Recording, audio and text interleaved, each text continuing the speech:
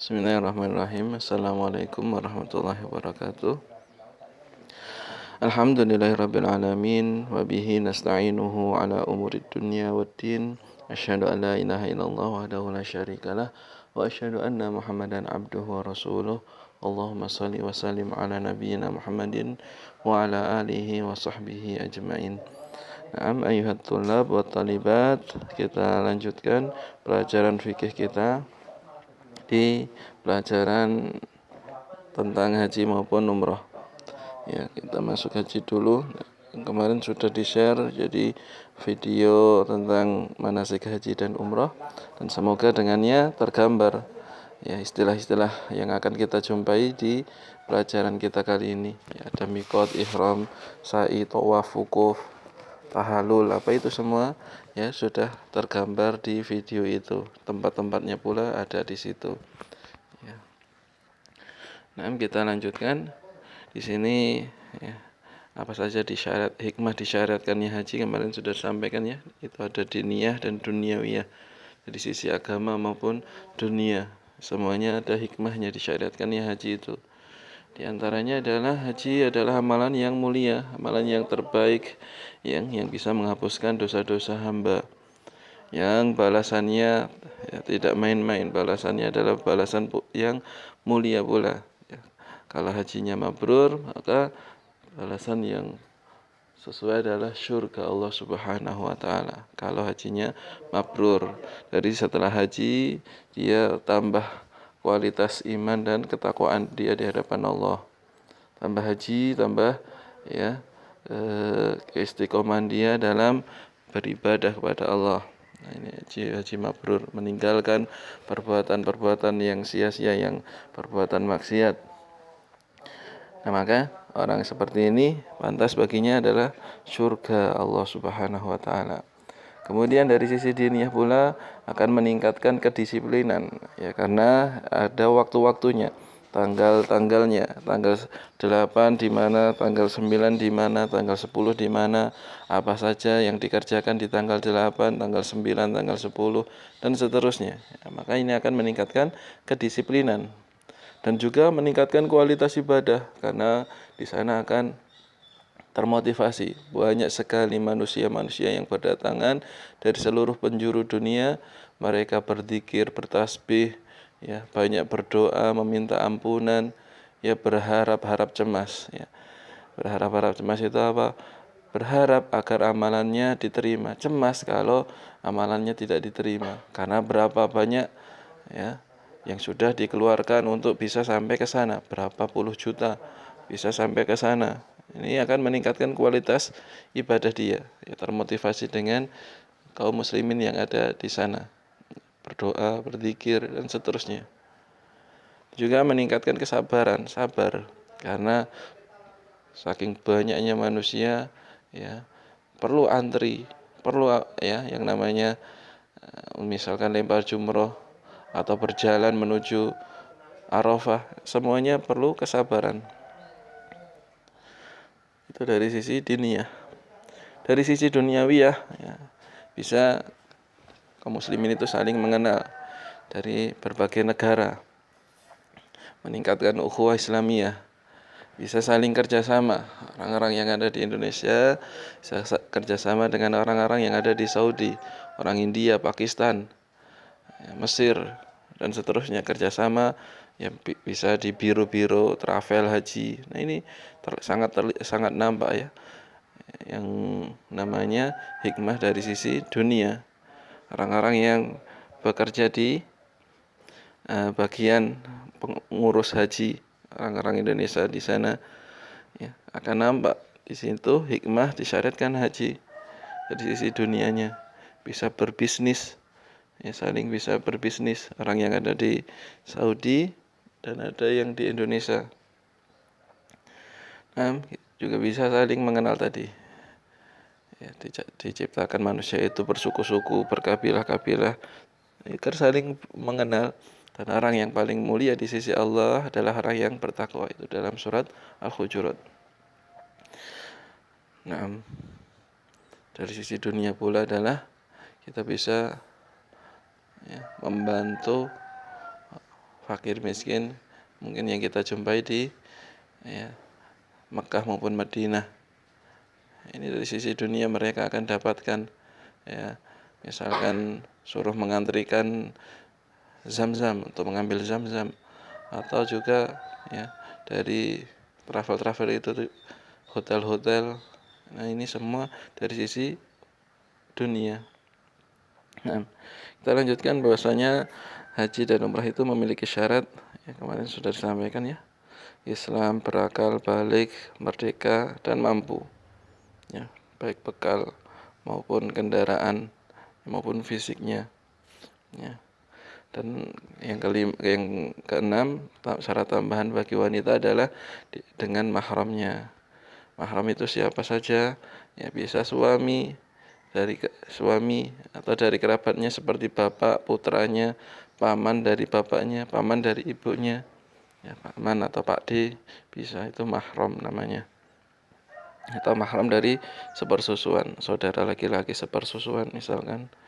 Ini syarat sahnya haji bagi perempuan ditambahi ini. Selain dari Islam, kemudian berakal, balik, merdeka, dan mampu tadi. Nah, kemudian bagi orang yang tidak mampu, misalkan dia mampunya hanya punya uang saja, tapi ternyata fisiknya sudah lemah, atau dia mempunyai sakit yang tidak diharapkan kesembuhannya, maka orang yang seperti ini boleh minta diwakilkan haji. Nah, dalilnya ada di situ Seorang wanita dari Khusam bertanya kepada Rasulullah, "Ya Rasulullah, sesungguhnya bapakku telah memiliki kewajiban haji. Dia mampu, punya harta. Sedangkan dia sudah tua renta dan tidak mampu untuk berkendara di atas kendaraannya. Bolehkah aku menghajikan untuknya?" Maka Rasulullah menjawab, "Hajikan untuknya." Adapun syarat orang yang mewakili haji, terpenuhi 5 syarat haji yang telah disebutkan tadi. Islam, berakal, balik, mampu, merdeka. Nomor 2, hendaknya orang yang mewakili haji telah melaksanakan haji untuk dirinya sendiri. Jadi dia sudah haji dulu, jangan belum haji sudah mewakili. Nah, ini dari sisi dunia pula, orang-orang yang bekerja di Saudi, terutamanya di Mekah maupun Madinah, dia mendapatkan ini, orang-orang yang sudah sudah manasik haji, dia sudah berhaji, nantinya akan jadi wakil orang-orang Indonesia yang dia mampu secara materi, punya harta, tapi fisiknya sudah tidak mampu, sakit-sakitan atau lemah. Maka orang-orang yang bekerja di sana akan dapat tawaran mewakili haji-haji yang di Indonesia bagaimana. Nah, ini dari sisi dunia dapat. Nah, pengarahan seorang muslim hendaknya bersegera melaksanakan haji jika sudah terpenuhi syarat-syaratnya. Sudah punyai harta yang kiranya cukup, menabung juga nanti di waktu yang ditentukan ternyata bisa, ini hendaknya segera melaksanakan atau mendaftarkan diri, daftar dulu, karena sekarang daftar haji itu lama sekali. Daftar 2021 mungkin berangkatnya 2030-an.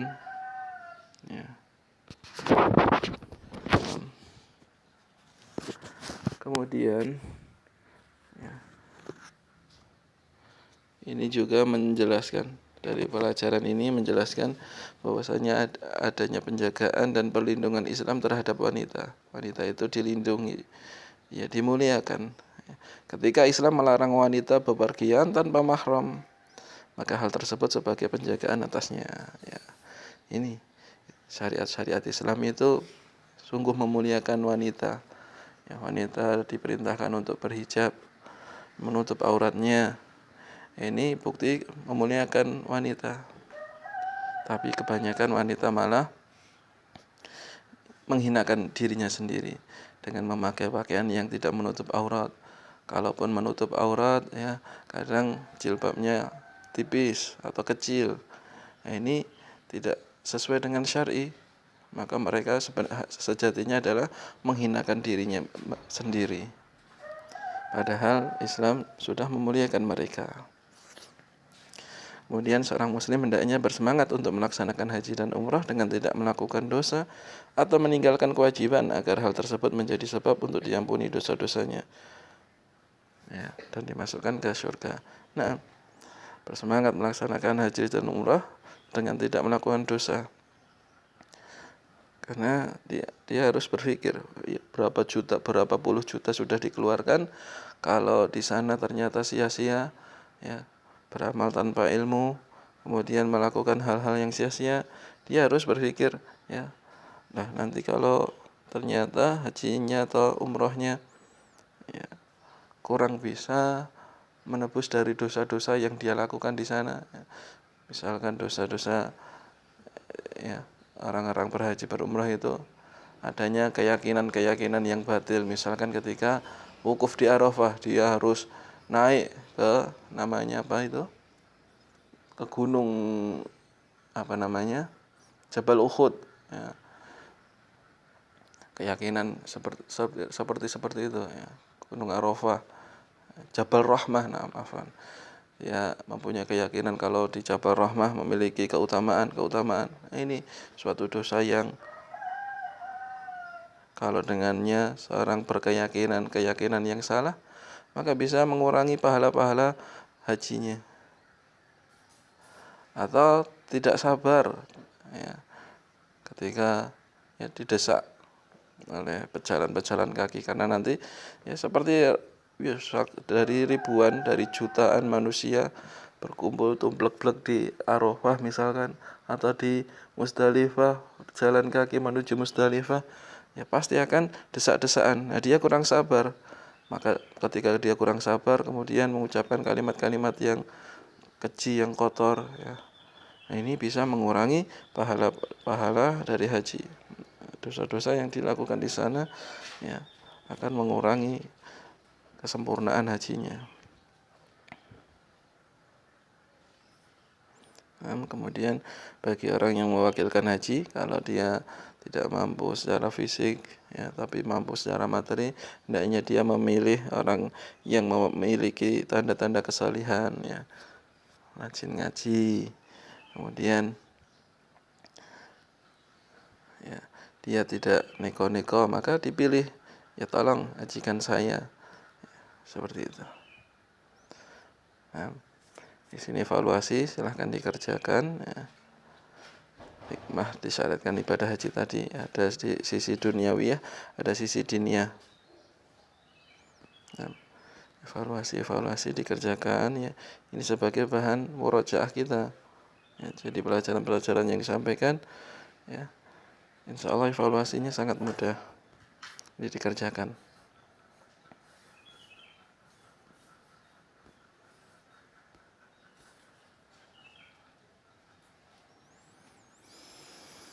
Nah, kita masuk di pelajaran 4 tentang apa itu mikot. Mikot secara bahasa berarti batasan, secara istilah yaitu batasan dari tempat-tempat dan waktu-waktu. Jadi tempat-tempat itu ada batas-batasnya, kemudian waktunya juga ada batasnya. Secara tempat, mikot adalah tempat-tempat yang ditentukan oleh syariat untuk berihram darinya. Maka tidak boleh bagi orang yang hendak melaksanakan haji atau umrah melewati tempat-tempat tersebut kecuali dengan berihram. Ya, jadi ada batas-batasannya. Kemudian kalau sudah di tempat mikot, ya, batas untuk berihram, maka seorang hendaknya berihram. Apa itu ihram? Ya, yaitu mengenakan pakaian, kalau laki-laki, ya, 2 lembar seperti handuk ataupun seperti sarung berwarna putih, itu berihram. Jadi dia mandi, ya, kemudian memakai wangi-wangian di badannya, bukan di kainnya, tapi di badannya. Kemudian dia salat 2 rakaat, kemudian dia, ya, meniatkan haji ataupun umrah, itu namanya ihram. Adapun tempat-tempat mikot di sini: Dzulhulaifah, Juhfah, Zalamlam, Qarnul Manazil, Dzatul Iraq. Nah, di video kemarin juga sudah ada ya, gambarannya di mana saja ya, nama-nama yang disebutkan di mikot tersebut. Kita coba lihat. Nah, ini mikot-mikot.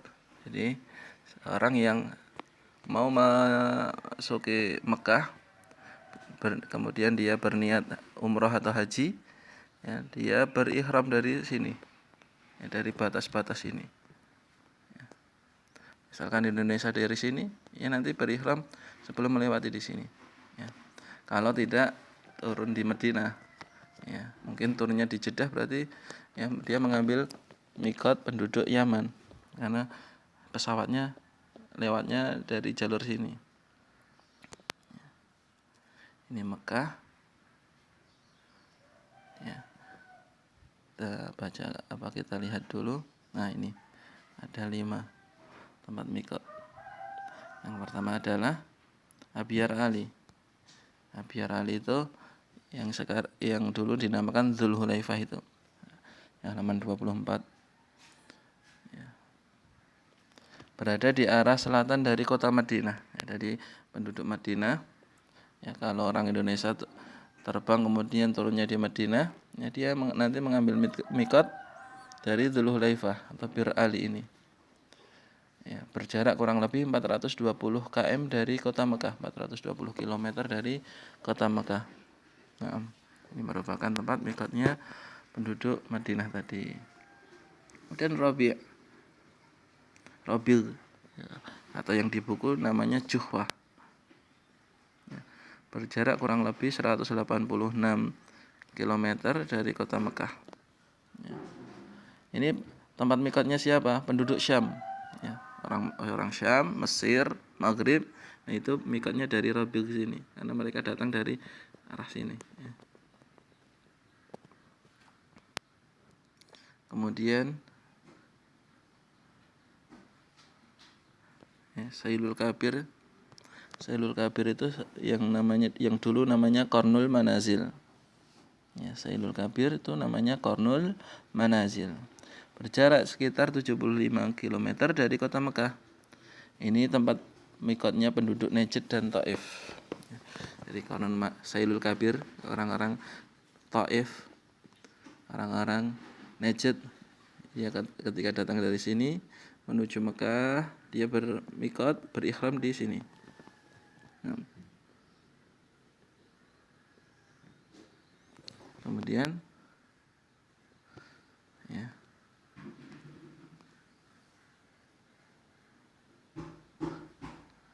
As-Sa'diyah ini.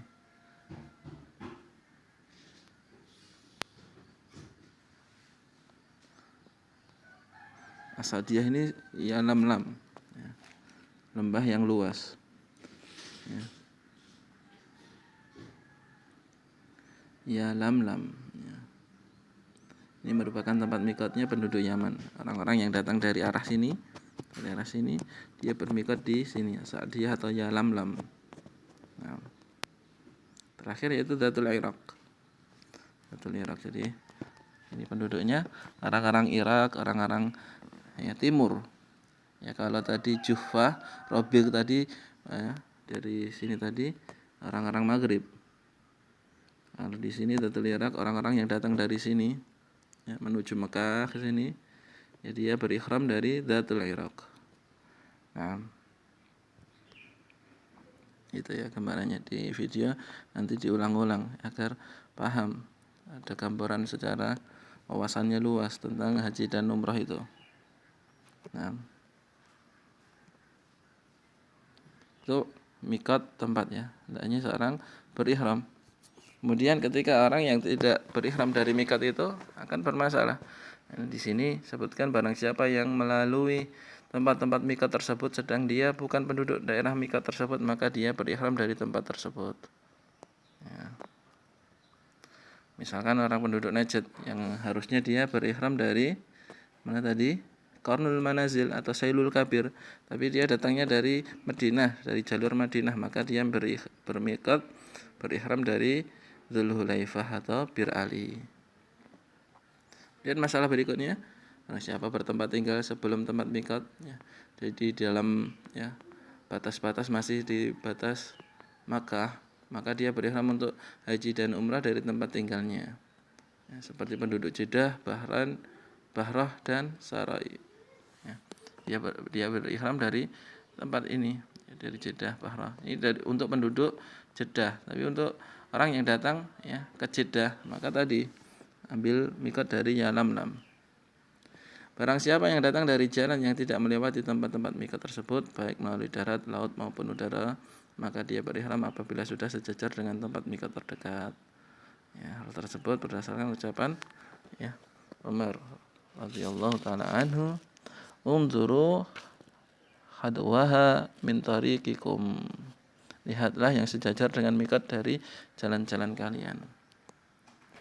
Dari sini ada Mekah, kemudian ya di sini ada Dzulhulaifah, ada Dzul Iraq, Yalamlam dan seterusnya. Ya, yang kiranya pas sesuai sejajar dengan mikot-mikot tersebut, ya dia berihram dari situ. Nah, kemudian tadi sebutkan masalahnya di sini. Barang siapa berniat haji di Mekah, baik dari keluarganya atau selainnya, maka dia berihram dari tempatnya. Ya, penduduk Mekah, TKI yang tinggal di Mekah, maka dia berihram dari tempat ya, dari rumahnya. Adapun untuk umrah dia harus berihram dari tempat terdekat di luar tanah haram. Dia keluar dari tanah haram dulu kalau umrah. Nah, yang dekat seperti Tanim atau Ja'ranah, yaitu tempat-tempat luar batas tanah haram. Nah, ayuhat tholab wa tholibat, mungkin itu yang bisa kita sampaikan dulu di jadwal hari ini. Ya, jadi ada namanya mikot tempat, batas-batasan tempat-tempat yang mana seorang yang memiliki niat untuk berhaji berumrah, dia bermikot dari situ. Nah, mungkin itu yang bisa Ana sampaikan, kurang lebihnya mohon maaf. Subhanakallahumma bihamdika asyhadu an la ilaha illa anta astaghfiruka wa atubu ilaik. Assalamualaikum warahmatullahi wabarakatuh.